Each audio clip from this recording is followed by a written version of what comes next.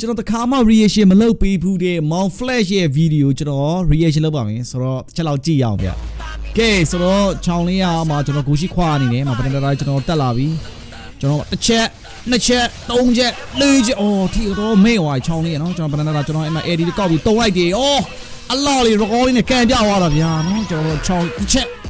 physical flicker လေးနဲ့ကျွန်တော်အမှတွဲတုံးလာတယ်ပထမတစ်ခါရတန်းပြီးတော့ show ရမလားဆိုတော့ကျွန်တော်အိုးP35 yo brother P35 သုံးမယ်ဆိုတော့တီးနေရနော်အဲ့ဒါကြောင့်လို့ flicker လည်းတွဲပြီးတော့တုံးလိုက်တာဟေ့ဂိမ်းဆန်ရကျွတ်စင်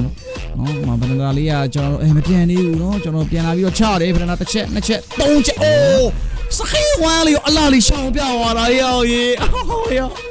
နော်ချောင်းရဲ့စပဲတွေကိုတကွက်စီချင်းကိုကျွန်တော်သုံးပြသွားတာဗျာဟာဟေ့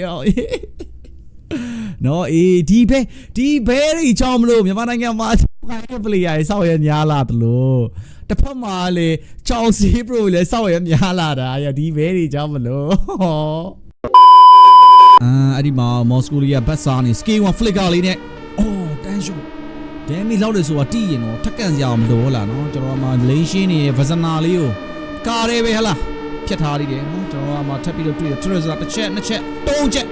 ဟောသုံးချက်စလုံးစကီ1ရှောင်းပေါ့နော်ကဲနော်ကျွန်တော်ပဒန်းလေးတောင်းအသေး What the fuck ဆလီနာမှာအေရိုနဲ့ထပ်ပြီးတော့ချောင်းတစ်ချက်အော်ဖလေးရှောင်းလေးပါYeah, what the hell, bro? Yeah, hey, yeah. ပြောစရာစကားမရှိတော့ဘူးဂိမ်းဆက်နော် next level ရောက်နေပြီ